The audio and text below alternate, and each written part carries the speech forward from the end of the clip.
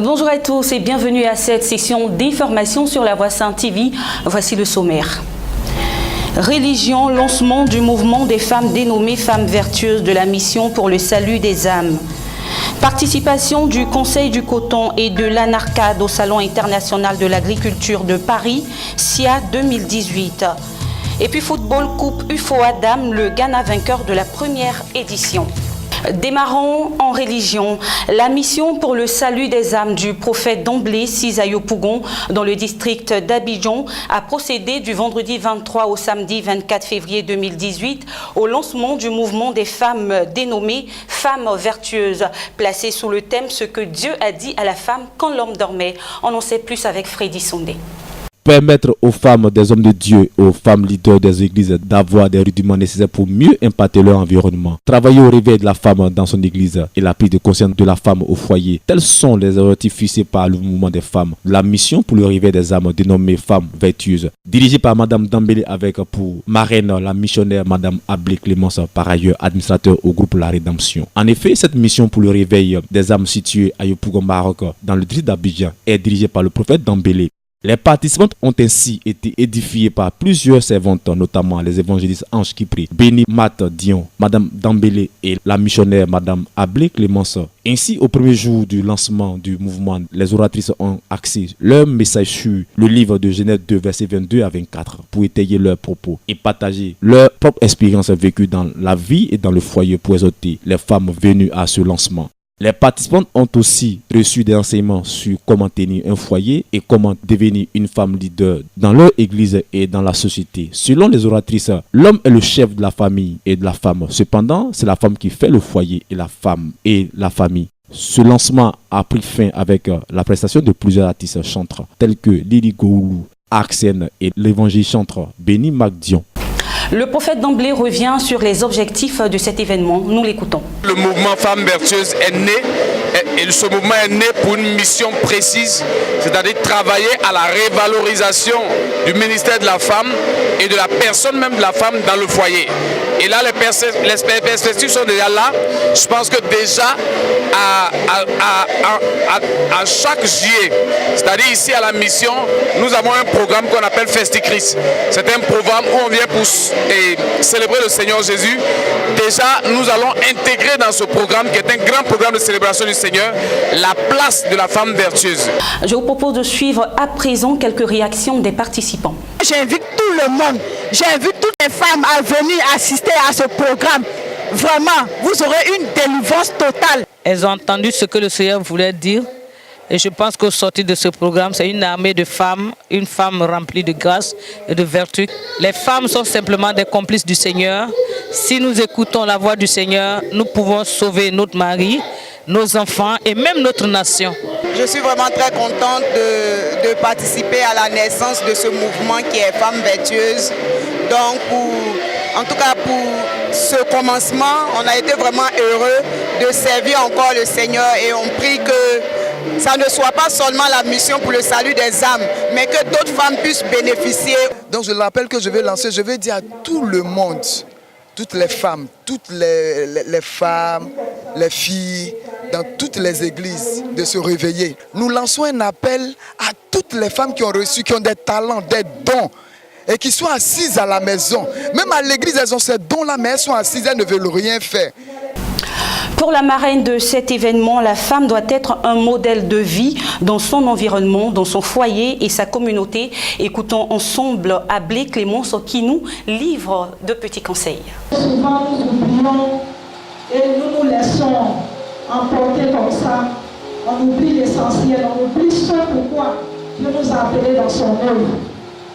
Il nous a appelés parce que la Bible déclare que la moisson est grande mais il y a peu d'ouvriers.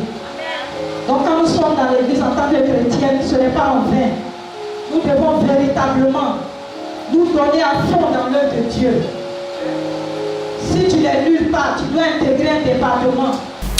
Voilà, restons toujours en religion pour parler cette fois de la communauté de l'église évangélique du Réveil de Côte d'Ivoire, assise à Port-Boué dans le périmètre de l'aéroport Félix Houphouët-Boigny d'Abidjan qui a procédé hier dimanche 24 février 2018 au lancement de ses activités pour les 2 années à venir 2018-2019. On écoute le commentaire de Roland Monka.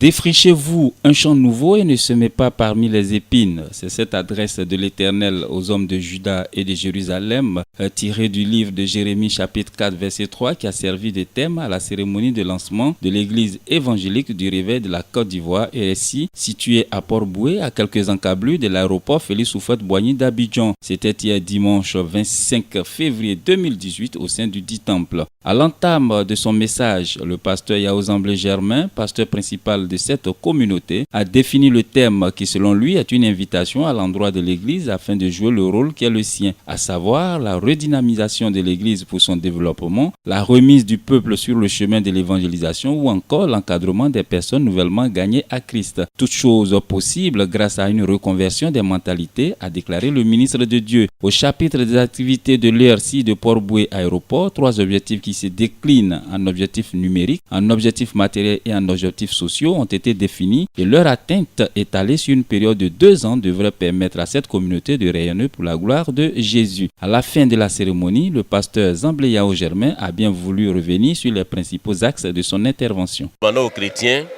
en tout cas, de changer de mentalité. Nous leur demandons de se réengager. Nous voulons redynamiser l'église. D'où le thème « Défrichez-vous un champ nouveau ». Ne semez plus parmi les épines. Les épines, c'est les habitudes du passé, c'est la routine, c'est la négligence, c'est la nonchalance.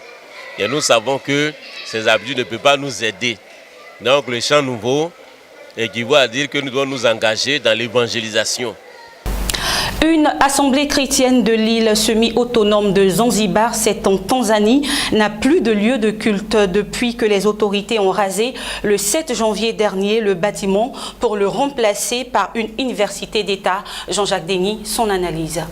Le responsable de l'église pentecôtiste de Zanzibar, le pasteur Charles Mandama, n'avait pas été prévenu de l'arrivée des responsables du gouvernement local pour détruire à l'aide d'un bulldozer le 7 janvier dernier le lieu de culte dans lequel se réunissaient les chrétiens de son église. Bien après que l'église ait commencé à utiliser la terre, les fonctionnaires ont permis à l'université il y a quelques années de construire une structure à côté de l'église. Dès lors, la direction de l'université a travaillé avec les autorités locales pour démolir le site chrétien. Interrogé sur le bâtiment de l'église démoli, un responsable de l'université qui a refusé de donner son nom, il disait seulement il n'est pas juste que l'église soit sur le même terrain que l'université. L'université a plusieurs branches. Le campus principal était situé près du site de l'église de Tungu, à 19 km du centre-ville de Zanzibar. À la fin du culte le dimanche 7 janvier dernier vers 13h, alors que la centaine de membres, sans compter les enfants de l'église, étaient partis, les bulldozers se sont mis en action pour détruire ce bâtiment. Les pertes concernent non seulement le bâtiment proprement dit, mais aussi les chaises et les instruments de musique. Lorsque le pasteur et les anciens de l'église ont essayé de se rendre sur le site, ils se sont vus refuser l'accès. En vue de présenter des opportunités d'investissement dans la filière coton à Narcade, la Côte d'Ivoire est présente au 55e Salon international de l'agriculture de Nobé SIA 2018. Cet engagement est matérialisé par l'explosion traditionnelle des produits et dérivés du coton et de l'anarcade, ainsi que l'aménagement d'espaces dédiés aux PME de transformation, nous dit France Conan. Plusieurs projets seront à l'ordre du jour, notamment d'une part à présenter des fiches projets sur la création des unités de transformation à l'intention des potentiels investisseurs, de présenter les mesures initiatives complémentaires au code des investissements concernant la filière anacarde. Le Conseil du coton et de l'anacarde va aussi promouvoir la 2e et la 3e transformation, susciter la création de nouvelles unités de filature tissage car la capacité installée est de 20 000 tonnes de fibres alors que la production nationale de fibres de coton oscille entre 150 et 170 000 tonnes. L'essentiel de la production de fibres étant exporté à l'état brut. La filière coton, l'organe de régulation, compte rechercher des investisseurs pour la création d'une nouvelle unité d'engrenage dans le Gontougo, nord-est de la Côte d'Ivoire, une autre région autrefois productrice de coton. et dans la région du Bafing, nord-ouest de la Côte d'Ivoire, qui sont des zones de développement non encore attribuées à des opérateurs. Il s'agira d'autre part de faire la promotion de la 3e édition du Salon international des équipements et des technologies de transformation de la NACAD CIETA 2018, prévu du 8 au 10 novembre 2018 à Abidjan. L'objectif est de susciter de nouvelles adhésions de pays à cette plateforme de coopération internationale sur le cajou. Rappelons que le SIA 2018 prendra fin le dimanche 4 mars prochain. La mairie de Toulepleu, dans la région du Cavali, s'est offert un nouvel hôtel de ville qui a été inauguré sur la place publique de la ville par le vice-président de la République de Côte d'Ivoire, Daniel Cablon-Decamps. Ange Sacré, son commentaire. Cet établissement, construit à hauteur de 150 millions de francs CFA, s'inscrit dans le cadre de la coopération intercommunale. Le vice-président ivoirien Daniel Cablon-Decamps a souhaité que l'Ouest devienne le berceau de la paix, de la cohésion et du vivre ensemble en Côte d'Ivoire. Ce souhait a été dit après avoir présenté les condoléances du président de la République, Alassane Ouattara, aux familles endeuillées par les récentes violences survenues à Blolequin et le soutien aux populations meurtries. Il a invité la jeunesse à s'exprimer autrement que par la violence. Les populations de Toulepleu sont sorties massivement pour exprimer leur soutien, leur joie et leur fierté devant cet édifice fruit du jumelage des communes de Cocody et de Toulepleu. De ce fait, la mairie sollicite toutes les mairies de Côte d'Ivoire à s'inscrire dans cette vision qui est aussi partagée par le vice-président de la République de Côte d'Ivoire, Daniel Cablon-Decamps. Plusieurs milliers de personnes ont manifesté dimanche à Niamey et dans les grandes villes du Niger pour demander l'abrogation de la loi de finances 2018 qu'elle juge antisociale et le départ des forces étrangères basées dans ce pays. Estelle Trayo. C'est la 4e fois consécutive que la société civile bat le pavé dans les rues de la capitale nigérienne. Pour la première fois, l'opposition politique et 3 centrales syndicales avaient appelé leurs militants à prendre part à la manifestation. Il a qualifié de forces d'occupation les bases militaires, notamment américaines et françaises présentes au Niger, dans le cadre de la lutte contre les djihadistes demandant leur départ. Des manifestations similaires ont eu lieu dans plusieurs villes du pays. Une autre manifestation contre la loi de finances est programmée le 11 mars prochain. Pour répondre à ces vagues de protestations, la coalition des partis au pouvoir prévoit une contre-manifestation le 4 mars prochain. Les nouvelles mesures fiscales n'ont rien d'excessif et certaines répondent à une directive de 1998 de l'Union économique et monétaire ouest-africaine déjà en vigueur dans les 8 États membres, avait affirmé mi-janvier le ministère de l'Intérieur. Après 6 jours de silence et de confusion, le gouvernement nigérian a finalement confirmé dimanche la disparition de 110 jeunes filles à Dapchi, dans le nord-est du pays, après l'attaque de leurs écoles par des membres supposés du groupe djihadiste Boko Haram. Après des jours de silence et de confusion, le gouvernement nigérian l'a confirmé, 110 écolières manquent toujours à l'appel. Nous voulons assurer aux Nigérians que rien ne sera laissé au hasard dans notre détermination à sauver ces filles. Leur école a été attaquée lundi dernier à Dapchi, une ville du nord-est du pays. Une zone où sévit régulièrement le groupe djihadiste Boko Haram depuis son insurrection en 2009. Les autorités suspectent d'ailleurs que les assaillants y soient affiliés. Face à la colère des parents, le ministre nigérian de l'information a promis plus de moyens pour empêcher que ces rapts ne se reproduisent.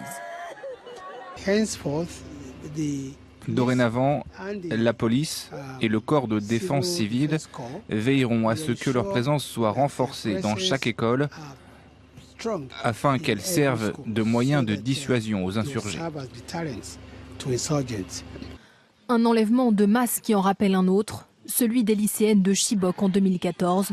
270 jeunes filles avaient été enlevées par Boko Haram. Toujours à l'international, dans le Ghouta oriental, les 4000 habitants ont été bombardés par le régime syrien. Un médecin a d'ailleurs constaté des suffocations au chlore sur une quinzaine de civils de cette banlieue de Damas. Les Syriens de la Ghouta orientale attendent toujours un début d'application du cessez-le-feu de 30 jours, voté samedi par le Conseil de sécurité des Nations Unies. Les raids aériens étaient un peu moins intenses, ciblaient davantage les zones de combat hier, après une semaine meurtrière où plus de 500 civils ont été tués. Pour l'Iran, allié de Bachar el-Assad, l'offensive contre les groupes terroristes va se poursuivre. À Damas, le message du régime est bien passé. Je suis contre la trêve, je suis pour mettre fin rapidement à ce qui se passe dans la Ghouta orientale. Je suis contre la trêve parce qu'elle a été décidée par l'opposition. J'espère que l'armée va en finir et qu'il ne restera plus aucun homme armé là-bas. Cette trêve est similaire aux autres et nous ne pourrons que constater qu'elle sera violée. Dans la Ghouta hier, un médecin constatait une quinzaine de suffocations, probablement au chlore. Un enfant en est mort. Un groupe rebelle a dénoncé de nouvelles attaques chimiques du régime. Moscou, allié de Damas, les réfute et accuse les rebelles d'avoir eux-mêmes eu recours à des substances chimiques pour en accuser le régime d'Assad. Terminons cette édition en sport. Le Ghana a remporté ce samedi au stade Robert Champroux de Marcory la Coupe UFOA en battant la Côte d'Ivoire sur le score de 1-0. Analyse et commentaires Ange Série. Le Ghana crée la surprise en remportant la première édition de la Coupe de l'Union des fédérations ouest africaines au niveau des dames. Ce samedi, devant un stade Robert Champroux Haché-Comble, les Ghanéens ont battu la Côte d'Ivoire sur le score d'1-0 le samedi 24 février 2018. L'unique but de la rencontre est l'œuvre de la Black Starlet Janet Egui, qui après avoir bien suivi le coup franc de sa coéquipière Priscilla Aswako, permet au Ghana de rafler la médaille d'or. Pour la petite finale, le Nigeria s'est imposé face au Mali 2-1 et remporte par la même occasion la médaille de bronze. La Côte d'Ivoire se console avec la médaille d'argent. Objectif atteint pour les organisateurs de la Coupe UFOA qui ont réussi à valoriser le football féminin en Afrique de l'Ouest. Fin de cette édition, merci beaucoup de l'avoir suivi. On se retrouve très bientôt, toujours avec le même plaisir. Au revoir.